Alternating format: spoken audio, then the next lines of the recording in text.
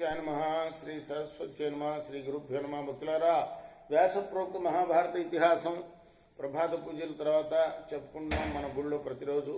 ఇందులో భాగంగా నిన్నటి వరకు ఆది సభారణ్య విరాట ఉద్యోగ భీష్మ ద్రోణ కర్ణ శల్య సౌప్తిక స్త్రీ పర్వాలనే 11 పర్వాలు పూర్తి చేసాం. 12వదైన శాంతి పర్వంలో కూడా మనం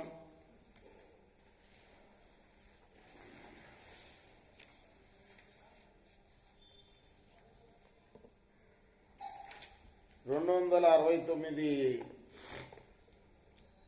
అధ్యాయాలు పూర్తి చేసాం. 270వ అధ్యాయంలోని 37వ శ్లోకం వరకు చెప్పుకున్నాం. ఈ రోజున 38వ శ్లోకం నుండి కొనసాగిద్దాం. కొనసాగించే ముందు వ్యాసుల వారిని ప్రార్థన చేసుకుందాం. వ్యాసాయ విష్ణురూపాయ వ్యాసరూపాయ విష్ణవే నమో వై బ్రహ్మనితయే వాసిష్ఠాయ నమో నమః. నారాయణం నమస్కృత్య నరం చైవ నరోత్తమం దేవీం సరస్వతిం వ్యాసం తతో జయముదీరయేత్. అంజనానందనం వీరం జానకీ శోకనాశనం కపీశమక్షంతారాం వందే లంకా భయంకరం సదా నింబవృక్షస్య మూలాధివాసాత్ సుధాస్రావిణం తిక్తమప్యప్రియంతం తరుం కల్పవృక్షాదికం సాధయంతం నమామీశ్వరం సద్గురుం సాయినాథం సమర్థగురు సాయినాథ్ మహారాజ్ కీ జయ. కపిల ఉవాచ శరీర భక్తి కర్మాణి జ్ఞానంతు పరమాగతి కషాయే కర్మభిపక్వే రసజ్ఞానే చ తిష్టతి. కపిల మహర్షి చెప్తున్నాడు. గో కపిల సంవాదం అంటారు. చాలా రోజుల నుంచి నడుస్తున్నది. అనేక విషయాలు. శూమరస్మ మహర్షి అని ఆయన గోవులో ప్రవేశించి ప్రశ్నలు అడుగుతుంటాడు. కపిల మహర్షి చెబుతూ ఉంటాడు. కపిలుడు అంటున్నాడు, కర్మలు స్థూల శరీరాన్ని సూక్ష్మ శరీరాన్ని కూడా శుద్ధి చేస్తాయి. జ్ఞానం పరమగతి స్వరూపం. కర్మల ద్వారా చిత్తంలోని రాగాది దోషాలు పక్వమై నశించిన తర్వాత రసరూప జ్ఞానం పురుషుడిలో నిలుస్తుంది.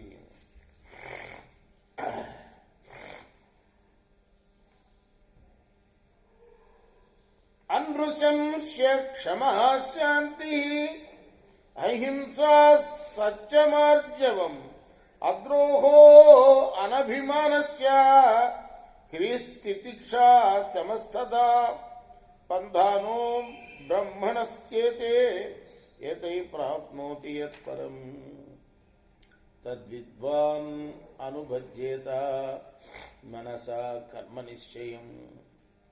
భూతదయ క్షమ శాంతి అహింస సత్యం ఆర్జవం అద్రోహం ద్రోహం లేకుండా ఉండటం అభిమానం లేకపోవటం. మనం ఏదో అభిమానవంతుడు అని వాడతాం కదా. శాస్త్రాలన్నీ ఏం చెప్తాయంటే అభిమానం ఉండకూడదని చెప్తాయి. వాడుకలే అంటే చాలా అభిమానవంతుడు వాడు అని అంటాం కదా. అభిమానం లేకుండా ఉండటం, తర్వాత శమం, ఇవి పరబ్రహ్మ ప్రాప్తికి మార్గాలు. వీటితో పరమాత్మను పొందుతారు.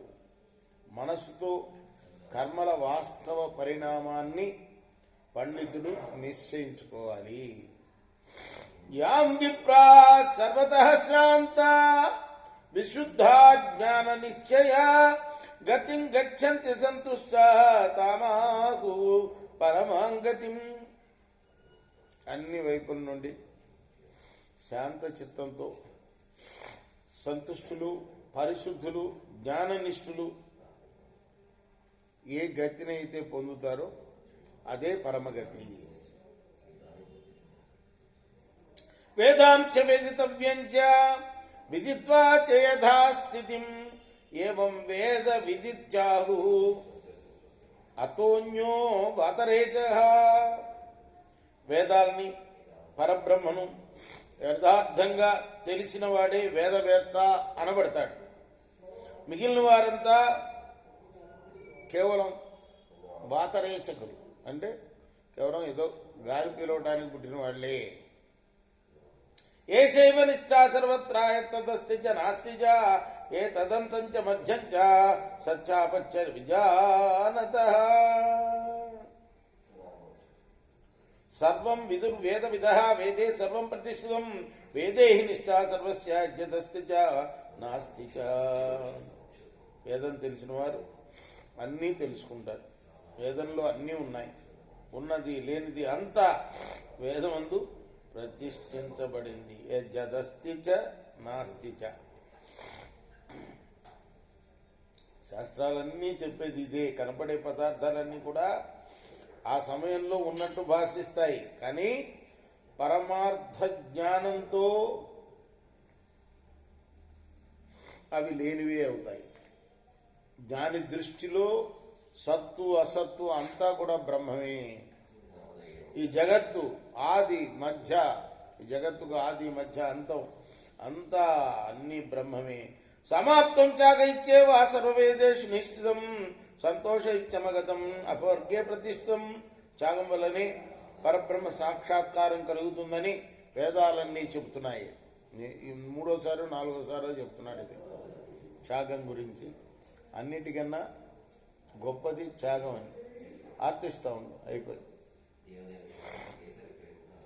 దీనివల్లనే పరబ్రహ్మ సాక్షాత్కారం కలుగుతుంది. ఆ బ్రహ్మ ఆనంద రూపంలో అన్నిట్లో కూడా ఉంటుంది.